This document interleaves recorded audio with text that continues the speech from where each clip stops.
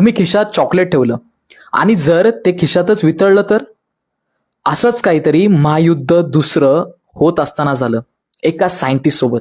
आणि शोध लागला अशा गोष्टीचा, जी गोष्ट आज आपण खूप सोप्या पद्धतीने वापरतो आणि सहज वापरतो. काय माहितीये का? Microwave oven.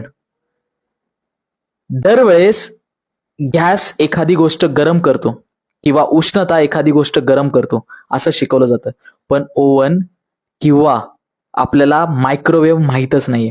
ही अशी किरण आहे, ही एक अशी वेव्ह आहे जी कोणत्या पण गोष्टीला गरम करते. अन्न सुद्धा गरम होतं.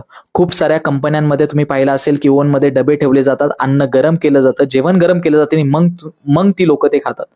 सो या मायक्रोवेव्हचा शोध नक्की कसा लागला बघा आजच्या आपल्या पुस्तकाच्या पलीकडच्या एपिसोडमध्ये.